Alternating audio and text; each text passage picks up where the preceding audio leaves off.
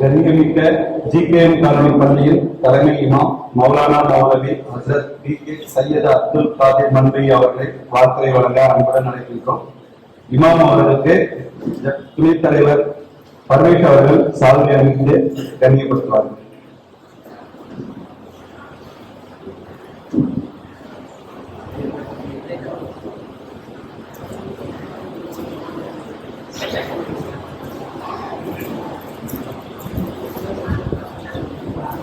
الحمد لله رب العالمين والصلاة والسلام على سيد المرسلين خاتم النبي صلى الله عليه وآله وصحبه أجمعين. أما بعد فقد قال الله تعالى في القرآن العظيم والفرقان المجيد: أعوذ بالله من الشيطان الرجيم. بسم الله الرحمن الرحيم. واعتصموا بحبل الله جميعا.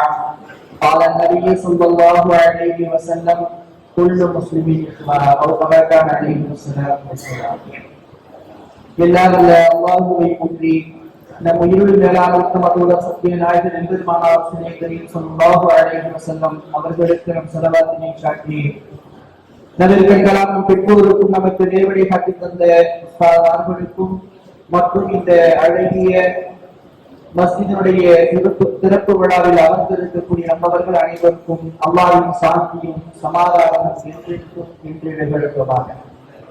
கண்ணியத்திற்குரியவர்களே, அஸ்ஸலாமு அலைக்கும் வரஹ்மத்துல்லாஹி வபரகாத்துஹு. அல்ஹம்துலில்லாஹ், அல்லாஹ்வுக்கே எல்லா புகழும்.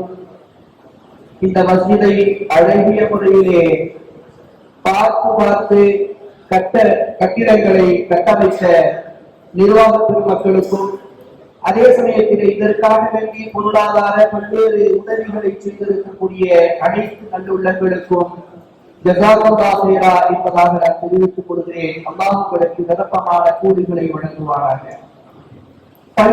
பள்ளிவாசல்களை அமைத்து விட்டோம். அதனுடைய சட்ட திட்டங்களும் நமக்குள்ளே இருக்கக்கூடிய நிலைப்பாடுகளும் எப்படி இருக்க வேண்டும் என்பதை நாம் புரிந்து கொள்ள வேண்டும். பொதுவாகவே பள்ளிவாசல்கள் அமைக்கப்படுவது என்பது நம்முடைய ஒற்றுமையை பலப்படுத்தும் விதமாகத்தான் இருக்கிறது. நபி ஸல்லல்லாஹு அலைஹி வஸல்லம் அவர்கள் ஹிஜ்ரத் செய்து வந்த முதல் கட்டமாக பள்ளிவாசலுடைய கட்டுமான பணியை தான் துவங்கினார். மஸ்ஜிதுல் குபா அமைக்கலாம் வரலாறு தெரியும், மீண்டும் பேசுவதற்குண்டான நேரங்கள் இல்லை, சுருக்கமாக சொல்லிக் கொடுக்கிறேன். மஸ்ஜிதுல் குபாவை முதலாக ரசூலுல்லாஹி ஸல்லல்லாஹு அலைஹி வஸல்லம் அவர்கள் கட்டி அமைத்தார்கள். அதற்கு பிறகு மதீனா நகரத்திற்கு வந்த பொழுது எல்லோருக்கும் ஒரு ஆசை, கண்மணி நாயகம் ஸல்லல்லாஹு அலைஹி வஸல்லம் அவர்கள் நம்முடைய வீடுகளில் வந்து தங்க வேண்டும் என்று. ஆனால் இருந்தாலும் நபியவர்கள் இறைவனுக்குறத்திலே அவைகளை விட்டுவிட்டார்கள். ஒட்டகத்தை அனுப்பி வைத்தார்கள். ஒட்டகம் அப்போ ஐநூறு அன்சாரி ரலியல்லாஹு தஆலா அன்ஹுடைய இருப்பிடத்திலே போய் அமர்ந்தது. அந்த இடத்தை விலைக்கு வாங்கி மஸ்ஜிது நபவியை கட்டினார். கண்ணியத்திற்குரியவர்களே, இஸ்லாமிய சமூகம் ஒன்றுபடுவதற்கும் ஒற்றுமையாக வாழ்வதற்கும் இஸ்லாம் சொல்லித் தருகின்ற எல்லா இபாதத்துகளும் ஒரு மூல காரணமாக இருக்கிறது. எந்த இபாதத்தை ஏற்றுக்கொண்டாலும் அதில் ஒற்றுமை என்பதை அல்லாஹ் சுப்ஹானஹு வ தஆலா சொல்லித் தருகிறார்.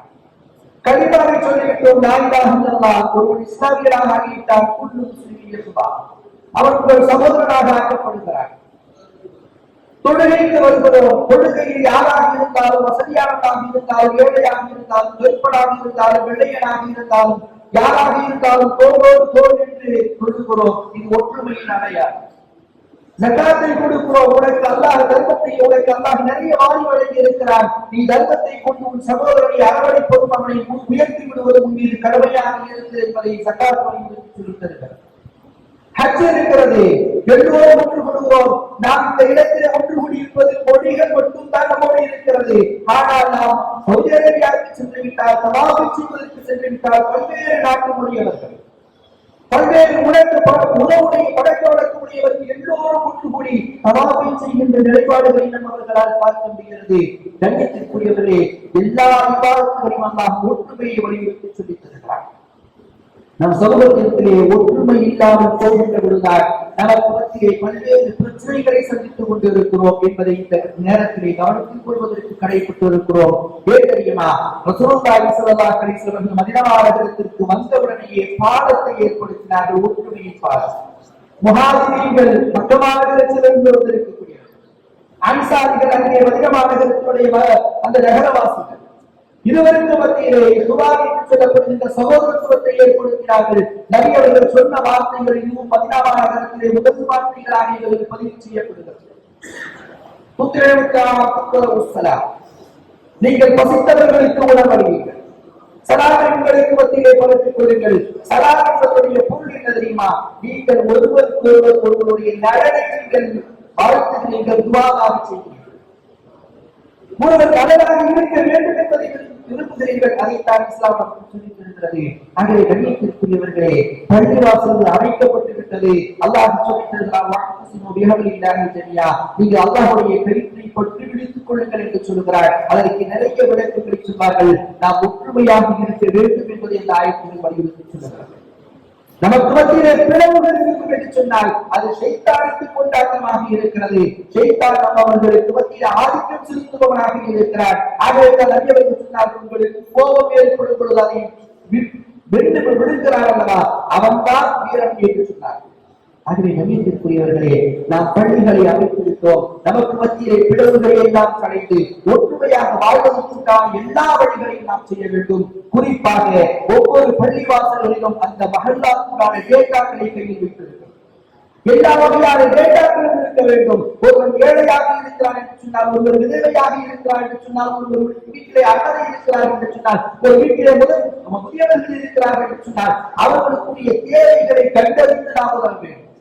அதே சமயத்திலே படிப்பு சார்ந்த எல்லா வகையான துறைகளையும் நம்மவர்கள் இந்த பள்ளிவாசல் மூலமாக கையாள வேண்டும். பள்ளிவாசல் என்பது சாதாரணமாக கொள்ளுவிடம் மட்டுமல்ல, மக்களுக்கு மத்தியிலே பல்வேறு சேவைகளை நிகழ்த்துகின்ற இடமாகத்தான் இருக்கிறது.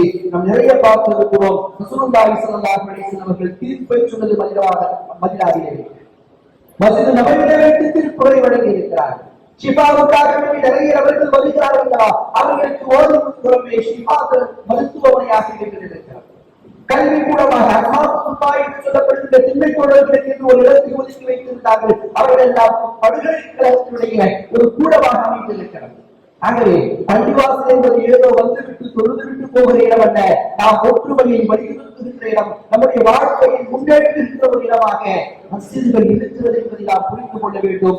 அதற்கேற்ப நம்முடைய மஹல்லாவை தயாரித்துக் கொள்ள வேண்டும். அதற்குண்டான பொறுப்புகள் நமக்கு இருக்கிறது என்பதையெல்லாம் இந்த மஸ்ஜிதுடைய நிர்வாகத்திற்கு நாம் வலியுறுத்தி சொல்லித் தருகிறேன். இந்த மஸ்ஜித் மட்டுமல்ல, பொதுவாக உலகத்தில் எந்த மஸ்ஜிதுகளாக இருந்தாலும் அந்த சமூகத்தை நம்மவர்கள் உயர்த்தி நிறுத்துவதற்குண்டான பொறுப்பு நம் மீது இருக்கிறது. அல்லாஹ் சுப்ஹானஹு வ தஆலா நம்மவர்களுக்கு மத்தியிலே ஒற்றுமை ஏற்படுத்துவானாக. இந்த பள்ளிவாசலுக்காக வேண்டி எவ்வளவு பாடுபட்டு இருக்கிறார்களோ அவர்கள் அனைவருக்கும் அல்லாஹ் ரஹ்மத்தையும் அருளையும் நிரப்பமாக ஆக்கி தருவானாக. இது போன்று எல்லா பள்ளிவாசல்களையும் நிரப்பமாக அல்லாஹ் ஆக்கி வைப்பானாக. அதோடு மட்டுமல்லாமல் அல்லாஹ் நாம் செய்கின்ற கூலிகளை நிரப்பமாக சூழமாக தந்து புரிவதற்கு அல்லாஹ் தௌஃபீக் செய்வானாக. ஆமீன். அல்ஹம்துலில்லாஹி ரப்பில் ஆலமீன். அஸ்ஸலாமு அலைக்கும் வரஹ்மத்துல்லாஹி